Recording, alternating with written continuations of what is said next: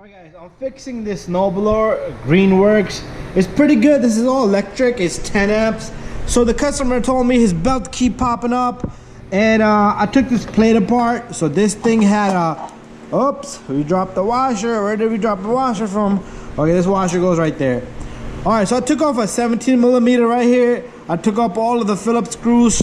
You see they're sitting right there? All of those. I took them all off over here.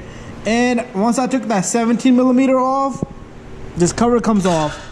So the customer kept on telling me that his belt keeps popping, and it's because of the spring. But guess what, guys? Alright, this spring belongs here.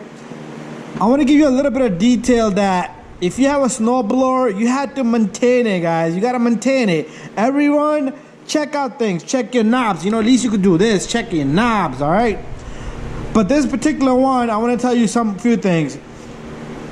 Take this apart, feel the pulleys. Okay, I'm gonna remove further right now. This is jammed up, but his problem here is not the belt, not the spring.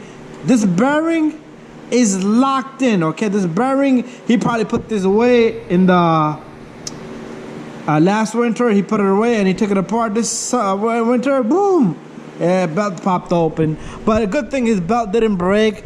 And I can see this is moving. So what I'll do is, I'm not gonna find that bearing, but however, that bearing is jammed up, okay? It seized, it doesn't even move, all right? I'll try to lubricate it because it's snowing out there, and there's my blower, it's ready, because it's snowing out there. It's my friend, he needs his snow blower.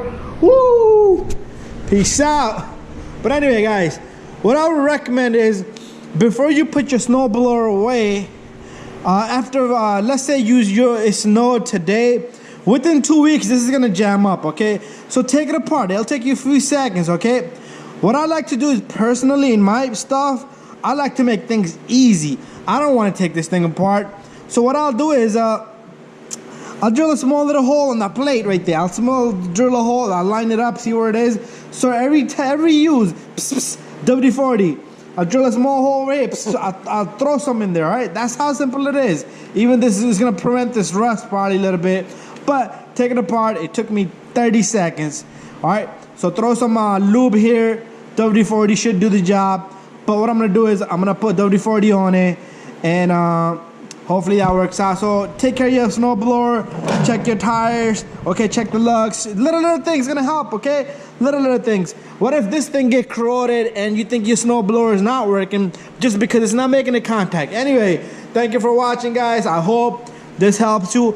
Any snowblower is not hard. It's possible to maintain it, and it's possible to keep it up to date so you can keep going and not have a problem next winter.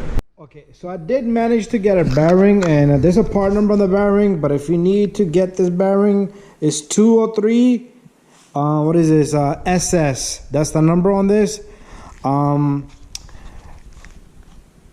This is the part number on this one. The original one is 6203RS. That's the number on this original. I wasn't able to get this to work, but this is another bearing. It's the same size. It's about the same size. Pretty much the same thing. Okay. The inner and outer race is the same size, but National, that's the brand. You can get this from regular auto parts store. So what we're gonna do is I'm gonna take this out. So this is where I took this out from. This was the bearing housing here. So pretty much the bearing, it doesn't matter which way you're gonna put this. You can put this in, and you're gonna lock this up pretty much. You're gonna tighten this. Working with one hand, guys, so ignore my clumsiness here. And I'm gonna tighten that. Don't go crazy either, just enough, and your bearing should be moving, okay? All right, so there's one little screw that I took off right here, and I'm gonna put that back together.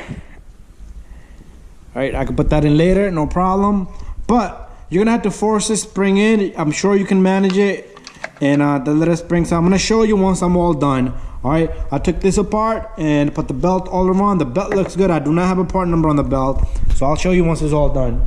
Okay, so there it is. An electrical snowblower, you're gonna have something similar. Okay, it doesn't matter what kind of electrical snowblower you have, you're gonna have something similar. So I was able to push this in, get this in there.